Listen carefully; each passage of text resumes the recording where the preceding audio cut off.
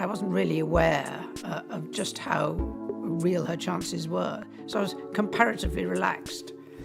Everyone saw the jewels, but no one saw the message until Princess Anne revealed it. For years, these radiant stones shimmered under royal lights, adorning the most watched woman in the monarchy. They appeared to be mere accessories, symbols of luxury, of status, of tradition. But behind the shimmer, buried beneath diamonds and sapphire, lay something far more powerful. A secret message crafted by the late queen herself. A message never spoken aloud, but understood by those who knew where to look. Princess Anne knew, she had always known. And when she finally broke her silence, the world was forced to reevaluate everything they thought they understood about Kate Middleton and the monarchy's future. The reveal wasn't dramatic, it didn't need to be. Anne wasn't a woman of exaggeration. Her words were deliberate, steady, and deceptively casual. But within that calm tone lay the thunder of generations shifting. She wasn't simply talking about heirlooms. She was speaking of intent of direction, of the Queen's final hidden wish, that Kate would carry the crown forward, not just through duty, but through destiny. This wasn't a passing down of jewelry. This was a quiet coronation of spirit. These weren't random trinkets from the vault. They were hand-picked, each with a memory, each tied to a lesson, a moment, a royal conviction. The Cartier Halo tiara, for example, was more than a bridal sparkle.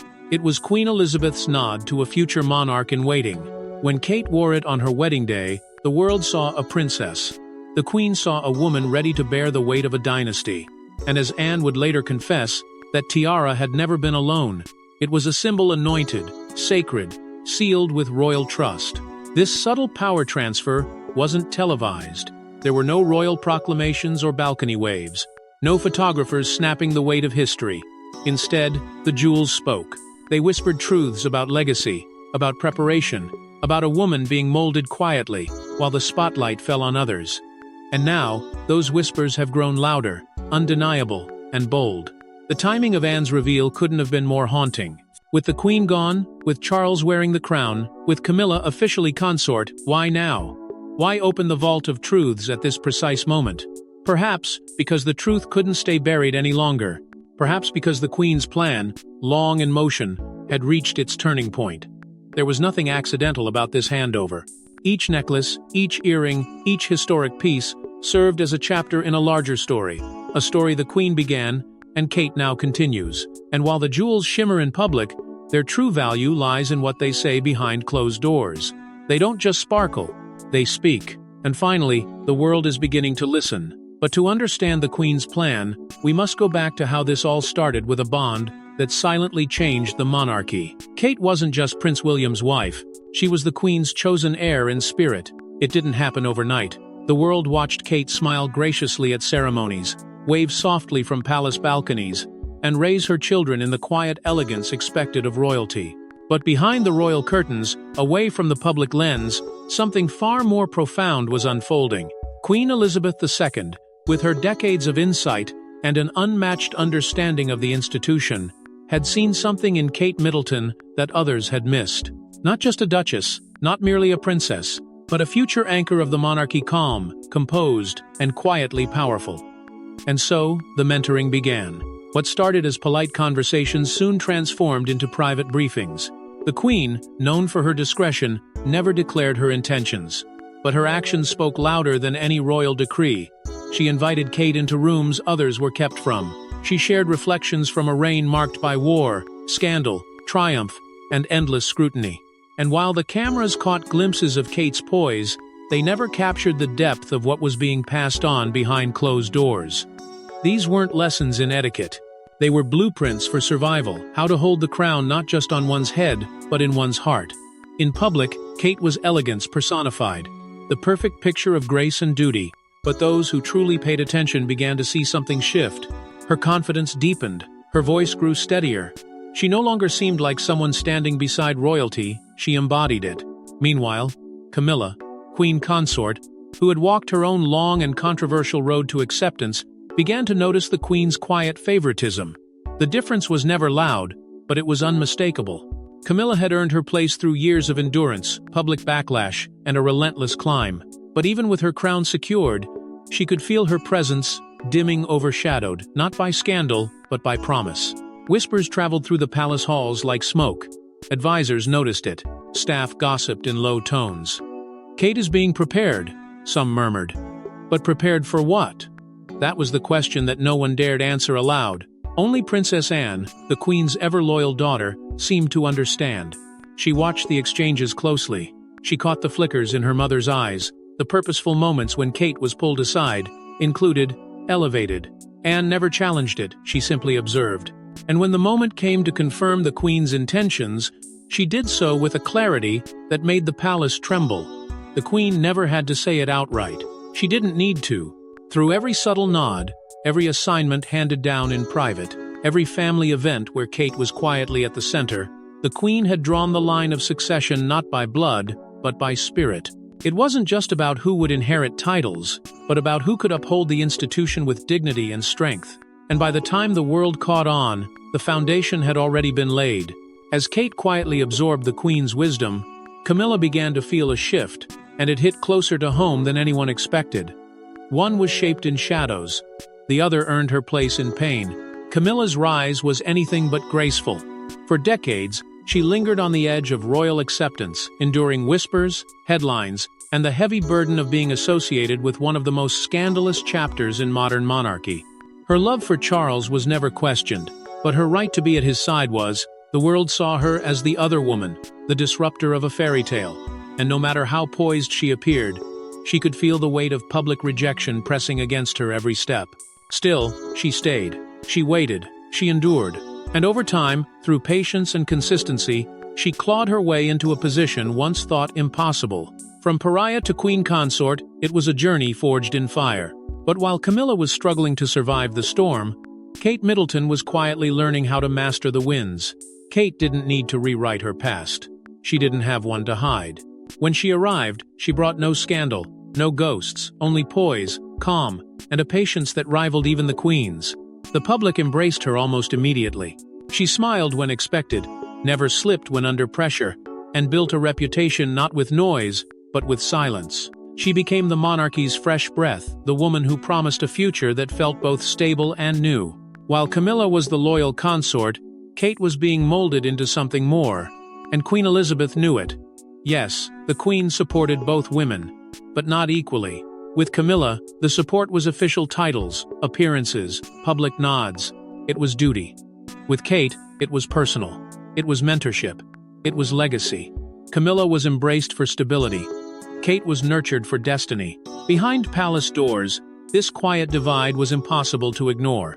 And though they smiled for the cameras, the tension often simmered just beneath the surface, especially when both women appeared together at royal events.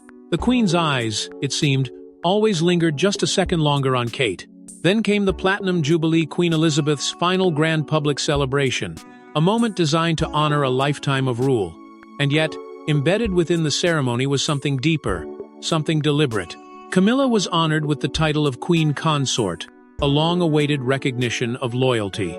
But in the same breath, the Queen placed Kate front and center, beside her, beside William, beside the crown's future. It was a balancing act on the outside. But to those who understood the palace's language, it was a message etched in gold. One woman had been accepted, the other was being chosen, and in the background stood Princess Anne, ever silent, ever watchful. She understood what was unfolding because she had seen it before. The Queen had always planned beyond the present, always played the long game. And what Anne witnessed at the Jubilee wasn't a moment of equality. It was a shift, a recalibration of legacy. A confirmation of a monarchy that was quietly dividing its power not between two queens, but between a queen consort and a queen in waiting. Then came the final, unspoken confirmation, a silent gift passed through time, right into Kate's hands. These weren't just jewels, they were the Queen's last private message. Not a word was spoken, no public announcement, no press release. Just a quiet exchange, sealed in history, but buried in silence. Princess Anne, reserved and loyal to a fault, let it slip with calculated ease. A single statement, spoken like an afterthought, yet it detonated within royal circles like a hidden bomb. Queen Elizabeth had passed down her most personal jewelry, not to the reigning queen consort, not even to her own daughter, but to Kate. And just like that, everything changed. These weren't ceremonial trinkets worn for show at state dinners or coronations. They weren't the famous royal tiaras typically wheeled out for the press to admire. These were the queen's private treasures, the ones she wore in moments of quiet reflection, in rooms no one ever photographed. These pieces told stories that even her most trusted advisors never fully understood. They were symbols of memory, of lessons passed down through whispers, of a monarchy carefully preserved through emotion, not just protocol. At the center of it all stood the Cartier halo tiara. When Kate wore it on her wedding day, the world believed it was a simple gesture, a royal tradition, a borrowed sparkle. But Anne's revelation stripped that illusion bare. The queen hadn't loaned it. She had chosen it. Hand-picked, assigned, entrusted. That tiara wasn't an ornament. It was an inheritance of purpose. It was the queen's silent declaration that Kate wasn't just part of the royal family, she was its future. There is a difference between being born into the monarchy and being molded for it. Camilla had earned her place, yes, but Kate was being called to something deeper. The queen, ever deliberate, had kept these private jewels away from the public vaults for decades. She knew exactly what she was doing. These pieces weren't rewards, they were responsibilities, and only one woman, in the queen's eyes, could carry them without faltering. The weight of this decision wasn't lost on Anne. Her tone may have been subtle, but the consequences rippled across the palace like a shifting tide. These jewels didn't just sparkle, they spoke. They whispered of a trust that extended beyond titles. A belief that tradition wasn't enough unless it evolved, that the soul of the crown needed to be worn by someone who understood its fragility and its fire. To the untrained eye, Anne's revelation felt small, but within the palace, behind closed doors, it was as if a new line of succession had been quietly drawn, not in ink, but in diamonds, sapphires, and memory. Kate had not been given jewels, she had been given a message, the kind only a queen could send. A private transfer of legacy that transcended protocol. But nothing could prepare Camilla for what came next, the resurrection of a legacy that haunted her past. With every jewel Kate wore, Diana's memory shined brighter, and Camilla's hurt ran deeper. It began with a ring. Not just any ring, but the ring. A 12-carat oval sapphire surrounded by diamonds, a piece of history wrapped in sorrow, love, and unspoken promises. It once graced the finger of Princess Diana, a woman whose legacy refused to rest. When Prince William slipped that ring onto Kate Middleton's hand, it was more than a proposal, it was a resurrection. In that moment, the past surged into the present, bringing with it the spirit of a woman who had never truly left the public's heart. And for Camilla, it reopened an old wound that had never fully healed. That sapphire didn't just sparkle, it screamed.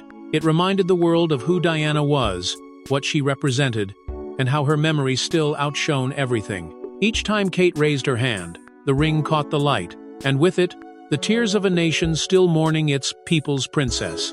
Camilla had spent years rebuilding, rebranding, and reclaiming space.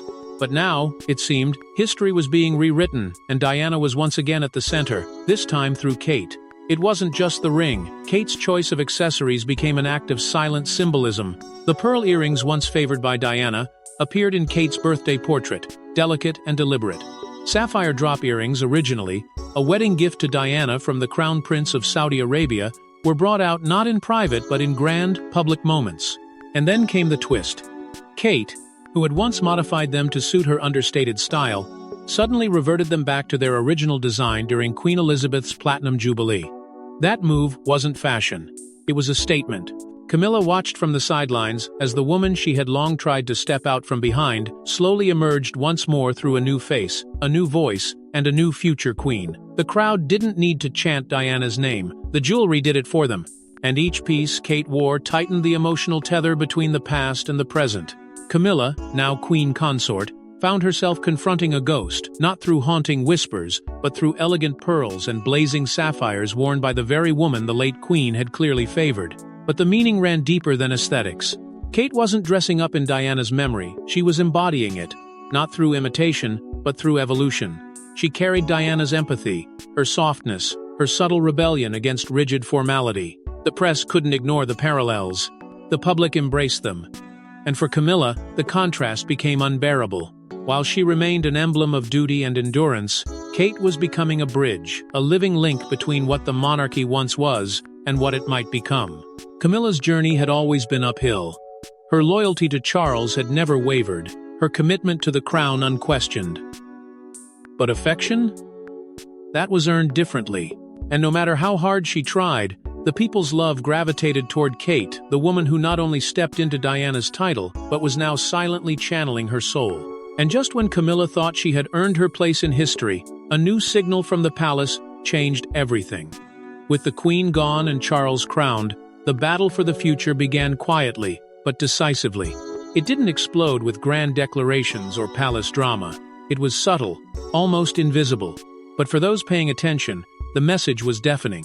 In the days following Queen Elizabeth II's passing, tradition moved swiftly, titles shifted, roles solidified, and the monarchy found itself standing at a new, uncertain threshold. Charles ascended the throne as expected, with Camilla by his side as queen consort.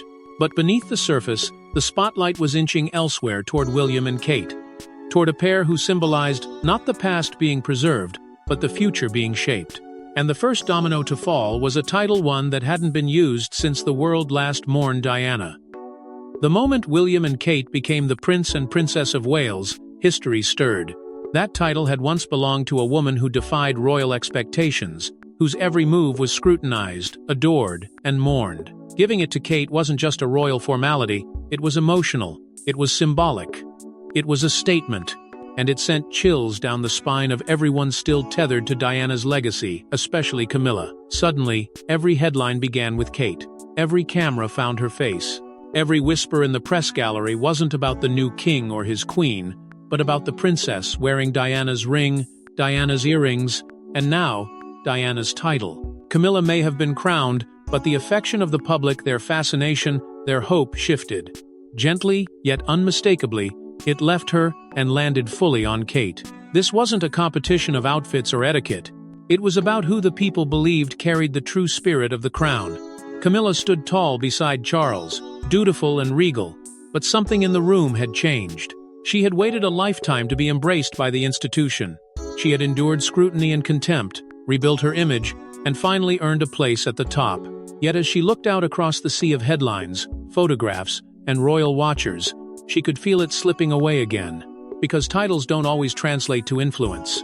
And love, as the royals have learned, can't be commanded. It's earned. Kate didn't demand attention, she absorbed it. The press wasn't ordered to adore her, they gravitated toward her. Slowly but surely, she became more than a symbol of continuity. She became the new pulse of the monarchy. With each engagement, with every appearance, Kate wasn't just stepping into her role, she was reshaping it. And in doing so, she carved out a space that even Camilla, with all her new titles, couldn't touch. That's where the pain began to bleed through. The quiet realization that while Camilla held the crown in title, Kate was beginning to hold it in spirit. The divide was growing not in words, but in weight. One woman wore the queen consort's tiara, the other wore the people's hope. But what came next didn't need a press release. It came in diamonds, pearls, and whispered legacy. She entered quietly now. She stands where queens once did. There was no royal decree that announced her rise, no explosive moment of transformation. Kate Middleton didn't need fireworks. Her strength came in silence, in consistency, in the kind of presence that builds over time until suddenly it's undeniable. While the world kept searching for scandal, she gave them none. While others stumbled, she stood still. While the royal institution wrestled with modern identity, she became its most trusted face, bridging history with hope. And in doing so, Kate became not just a duchess or a princess. She became the quiet force steering the monarchy forward. It wasn't easy. Behind her every polished appearance was a woman juggling immense responsibility. As a mother of three, she mastered the art of balance, raising the next generation of royals while embodying the institution's traditions with grace. Her calendar filled with engagements, her family shielded with care. But she never flinched, never slipped. Every word she spoke, every gesture she made, was carefully measured, yet always warm. She didn't overpower the room, she earned it. And that, perhaps, is her greatest power. While others relied on history or hierarchy, Kate relied on something far more lasting: respect. But it wasn't just how she behaved, it was how she chose to be seen. Each accessory, each heirloom she wore, became a message. Her jewelry wasn't decoration, it was declaration. When she stepped out wearing Queen Elizabeth's Granville chandelier earrings, she wasn't just paying tribute. She was making a statement. Those earrings had once adorned the Queen during critical moments of diplomacy and global significance. When Kate wore them, She wasn't borrowing power, she was inheriting it. And in that inheritance, the monarchy found its future face. The public noticed. The shift was subtle but unstoppable. Kate wasn't just the Princess of Wales.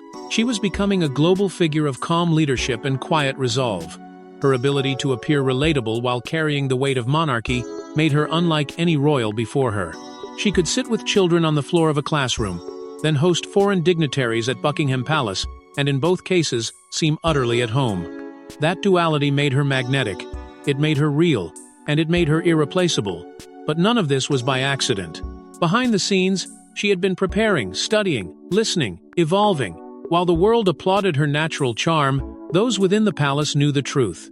This wasn't effortless, this was earned.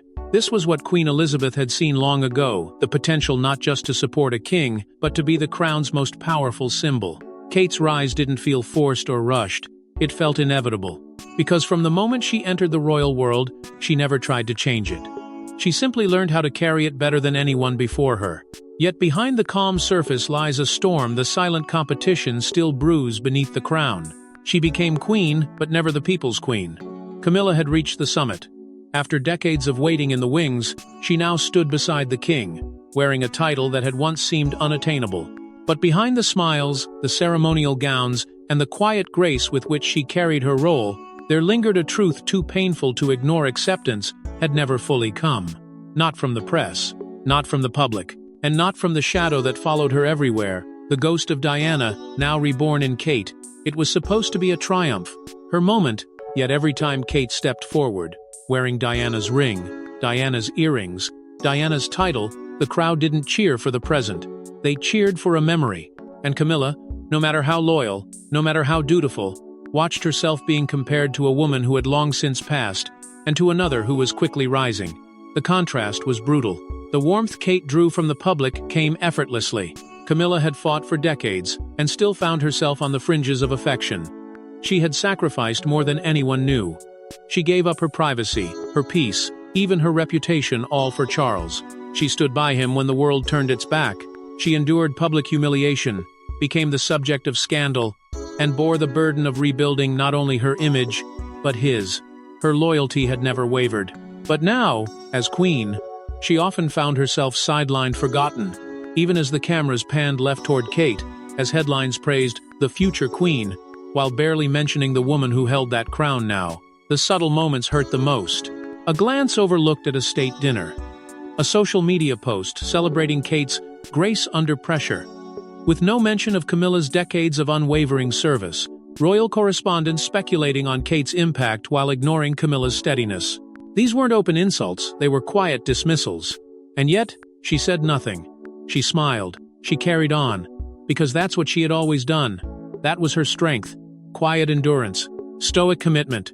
But even the strongest heart bruises when the world refuses to see it beating. The comparisons became inescapable. Diana had once been adored for her vulnerability. Kate was admired for her composure. Camilla, somehow, was left caught in between, painted as neither victim nor visionary. Just there, always present, yet never embraced. And that reality cut deeper than most would ever realize.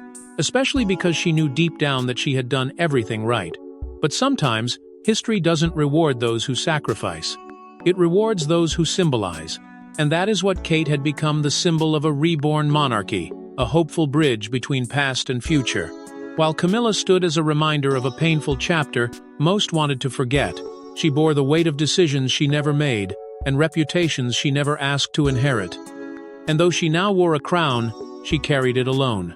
But the Queen's final gift wasn't just about jewels, it was about legacy. And that legacy had one final chapter. The Queen's final treasures were passed in silence, but they speak louder than any words ever could. No fanfare, no announcement, just a quiet act of legacy. The Granville chandelier earrings, the breathtaking Nizam of Hyderabad necklace, the iconic sapphire ring once worn by Diana. Each one a jewel steeped in generations of power, grief, and transformation. And now, each one rests with Catherine. Not because of blood, not because of rank, but because of meaning. These weren't simply royal hand-me-downs, they were carefully selected messages from a monarch who always thought decades ahead. Queen Elizabeth didn't crown Kate with words. She did it with inheritance. Silent, stunning, irreversible. In Kate's hands, these heirlooms ceased to be objects. They became signals. With each outing, each appearance, she isn't just wearing history, she's shaping it. The Granville earrings, once worn by the Queen Mother in moments of political gravity, now adorn a woman stepping into leadership with effortless dignity. The Nizam necklace, one of the most opulent gifts in royal history, no longer whispers of the empire's past. It now glimmers as a symbol of regal modernity, worn with ease by a woman who bridges tradition with evolution. And Diana's ring? That ring pulses with memory, binding Kate to a story that was never hers, yet now belongs to her entirely. What makes this transformation more haunting and more powerful is its subtlety. Kate was never born to this. She didn't arrive with pedigree or palace ties. She was an outsider, a commoner. And yet, she never stumbled. She never asked for permission. She simply grew into the room, into the role, into the crown that hadn't yet been placed on her head, but had already found its way to her spirit. That quiet ascension speaks louder than any royal protocol ever could. It tells a tale of purpose, of preparation, of a woman who didn't inherit the monarchy, but was chosen to carry it. King Charles reigns, and his presence anchors the institution. But Kate is the movement within it, the forward motion, the promise. She doesn't overshadow him, but she doesn't need to. The people already see her as the next phase. The monarchy has shifted its gaze not away from the past, but toward a future that wears a sapphire ring and a steely grace. And in that shift, Princess Anne's words ring with piercing clarity. These were always meant for her. Not just the jewels, but the weight, the meaning, the future. These treasures no longer belong behind velvet glass cases or locked palace vaults. They breathe again on Kate. They tell stories of queens who loved deeply, ruled fiercely, and carried burdens with unshakable poise. But now, they tell a new story. A story not of what was, but of what will be. As Kate steps into her destiny, one thing becomes clear. The jewels may sparkle, but the woman wearing them out shines them all. Thanks for watching. Don't forget to like and subscribe, and we will see you in the next one.